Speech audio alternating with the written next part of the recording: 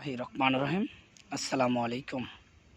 বাংলাদেশে আজ যে বৈষম্য ছাত্র আন্দোলন, একটি মুক্তিযোদ্ধা আমাদের নতুন প্রজন্মের চলতেছে, এই মুক্তিযোদ্ধাকে কেন্দ্র করে আজ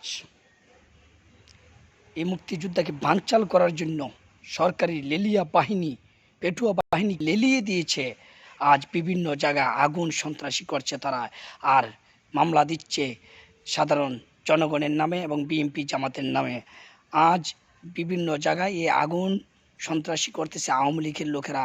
জায়গায় জায়গায় বাস পোড়াচ্ছে, জায়গায় জায়গায় আগুন লাগাচ্ছে। কাল বঙ্গবন্ধু মেডিকেলে পাশে যে আগুন লাগাইছে, এই আওয়ামী লীগের সন্ত্রাসী বাহিনীরাই লাগাইছে।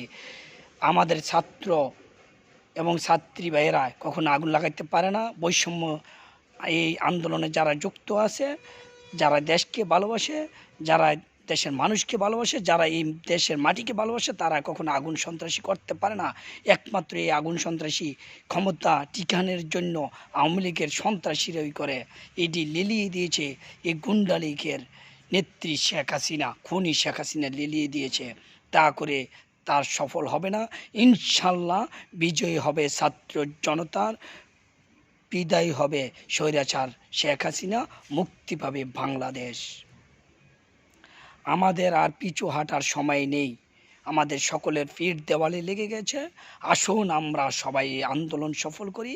আর এই ভিডিওতে আপনাদেরকে আমি বলতেছি, সবাই আমাদের নিরস্ত্র জনগণের একটি অস্ত্র হাতে করে, একটি করে বাঁশের লাঠি, এবং আপনারা সবাই একটি করে গুলাল, সর্বনিম্ন 50 পিস করে মার্বেল রাখবেন।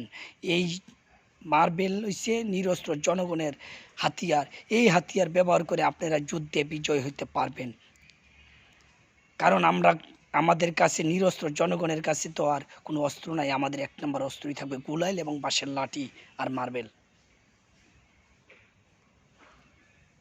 সবাই ভালো থাকবেন। এই ভিডিওটা বেশি বেশি করে শেয়ার করে দিবেন, দেশের স্বার্থে এবং জাতির স্বার্থে।